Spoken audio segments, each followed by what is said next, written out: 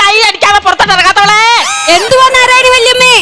ഇന്നലെ രാത്രി ആരായിരുന്നടി നിന്റെ പെരക്കകത്ത് ഭയങ്കര കുശുശുപ്പും അടക്കി പിടിച്ചുള്ള സംസാരവും കേട്ട ആരായിരുന്നടി അത്? യോ, അത് ഞാൻ സീരിയല് കണ്ടതാ. സീരിയലാണെ വല്ലപ്പോഴും പരസ്യെങ്കിലും വരുത്തില്ല പെണ്ണെ. സാരമില്ല, ഏതെങ്കിലും എപ്പിസോഡിൽ ഞാൻ പൊക്കിക്കോളാവേ. ഗോപാലോ, എന്തോ വേണമേ? എടാ എത്ര നാളായിട്ട് പറയവാടാ ചപ്പും ചവറും ഇടാൻ ഒരു കുഴി എടുത്തു തരാന്. ആ തെക്കേപ്പുറത്തോട്ടൊരു കുഴി എടുത്തിട്ട് അതിനകത്തോട്ട് ചാടിക്കോ. അയ്യോ, ആടിക്കൊണ്ടിരുന്ന അണപ്പല്ലു അങ്ങ് പോയി.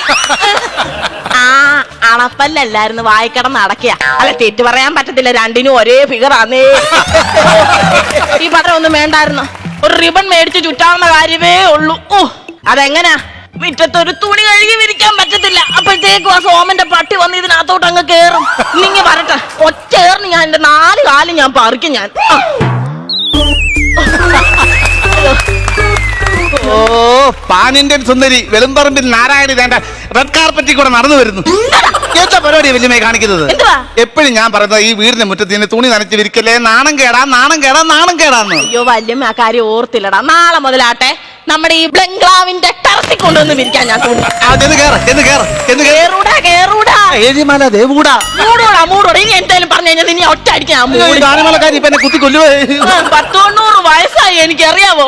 ഇത്രയും പ്രായത്തിൽ ഈവനിടുന്ന കൂറ മൊത്തം ഞാനാ തല്ലി കഴുകുന്നത്.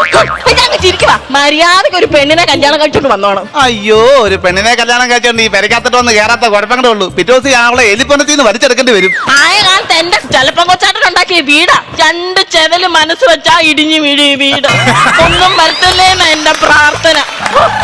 കട്ടയുടെ പോണടക്കാൻ പറഞ്ഞ നിനക്ക് പറ്റുമോ? അത് ഞാൻ എന്തിനാ കട്ടയുടെ പോളടക്കുന്നത്? വല്യപ്പൻ വീടി കുറ്റി വെച്ച് കട്ടയുടെ പോളടച്ചു വെച്ചിട്ടുണ്ടല്ലോ, അതെടുത്ത് കളയണം. തലയ്ക്ക് മോളിൽ നിൽക്കുന്ന അപ്പൂപ്പനെ പറ്റി നീ പറഞ്ഞു പോകരുത്. തലയ്ക്ക് മുകളിൽ നിൽക്കാൻ നമ്മുടെ അപ്പൂപ്പൻ എന്തോ തൊപ്പിയായിരുന്നു. അമ്മൂമ്മ എപ്പോഴും പറയുന്നത് ആ റോഡ് സൈഡിലെ പൈപ്പിൽ പോയി കുളിക്കല്ലേ കുളിക്കല്ലേ കുളിക്കല്ലേ സന്ധിക്ക്. ഞാൻ അവിടെ നിന്ന് കുളിക്കുന്നതിന് ആർക്കാണ് ഇത്ര സൂക്കേട്? ആർക്കാ? ഞാൻ ഇന്നലെ അമ്മൂമ്മ റോഡ് സൈഡിൽ കുളിച്ചപ്പോഴാണ് സോമൻ ചേട്ടൻ ബാബാ സുരേഷിനെ വിളിച്ചു വരുത്തിയത്. അയ്യോ, എന്റെ കുളിയും ബാബാ സുരേഷും തമ്മിൽ എന്തോ ബന്ധമാ. അമ്മൂമ്മ കുളിച്ച സോപ്പും പാത ഇങ്ങനെ ഒഴുകി പോകുന്ന കണ്ടിട്ട് മലമ്പാൻ പറയാന്ന് പറയണ്ട ബാബാ സുരേഷിനെ വിളിച്ചു വരുത്തിയത്. അയ്യോ, പതേതാ പാമ്പേതാന്ന് അറിയാൻ വയ്യാത്ത കൂട്ടുകാരാ നിന്റേത്. അതെങ്ങനെ നിങ്ങളുടെ ഈ ചേപ്രകെട്ട സ്വഭാവം കാരണം ഒരു മനുഷ്യൻ ഇങ്ങോട്ട് വരാത്തത്? നീ തന്നെ ഇത് പറയണമാണ്, നീ തന്നെ ഇത് പറയണം. അല്ല, ഞാൻ ജീവ വെച്ച് പറയിപ്പിക്കാൻ. ഞാൻ കണ്ടോ, എന്നോട് വഴക്കിടാൻ അവൻ ആങ്കറിനെ വെക്കുവന്ന്.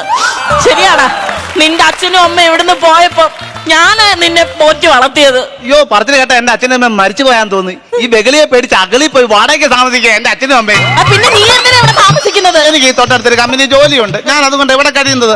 എന്നിട്ട് എന്റെ 2500 രൂപ വാടക വാങ്ങി ഈ പുൽക്കൂടിന് വേണ്ടി ഈ ഹൗസ് ഓണർ. എന്താ പൈസ കയ്യാന്നോ കാലാന്നോ? ആരുടെ?